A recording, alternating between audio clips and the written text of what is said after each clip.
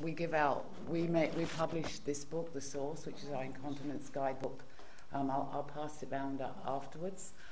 We send this out for free to doctors' offices and to patients, and we have it in both French and English because Canada is bilingual, of course. As Dia was mentioning earlier, one of the things we find is a big problem that general practitioners are not aware of how to manage and treat incontinence. So one of our big focuses is on partnering with other medical associations such as the obstetricians and gynecologists, the urologists, putting on educational programs to educate the general practitioner.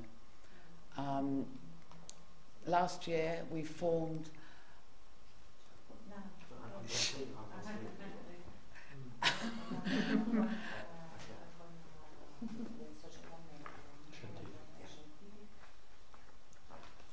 okay.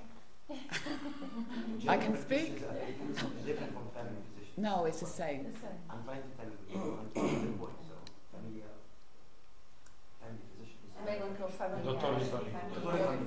physician. Yeah, the same job.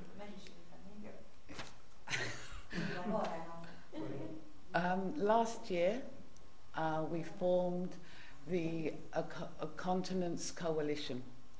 So that is across Canada with all the national heads of other charities whose patients have incontinence issues. So, for example, Multiple Sclerosis Society, Spina Bifida, Alzheimer's.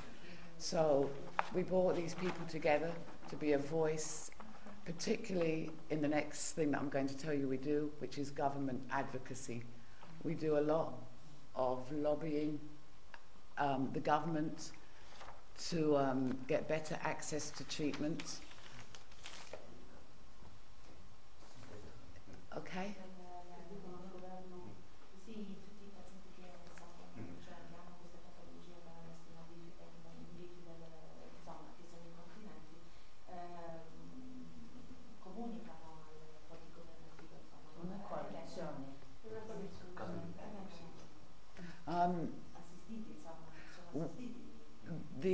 I should say, sorry, I meant to say before, my foundation has no government money. We get all our sponsorship from industry, who, you know, like Pfizer, Astellas, the companies who have an incontinence product. Having said that,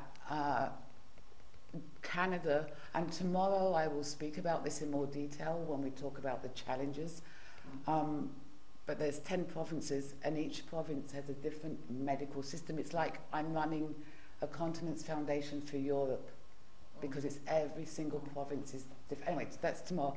But across Canada there's not enough funding for surgery. There's basically no clinics.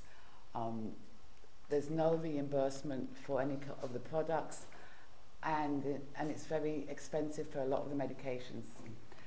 So one of the things that the foundation does, and I'm happy because Dia can come and speak to the government with me, is try to get more money for the patient and to be able to manage and treat their incontinence. It's a big thing we do. And the coalition that I formed is there to give a bigger voice to support, because we don't have members.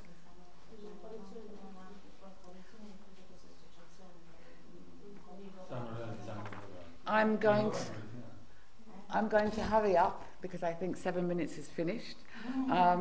There's two other things. We put out policy papers to the government on the burden of the illness, and one is the burden of illness in Canada, and the other one was the cost of incontinence and the whole demographics of incontinence across Canada.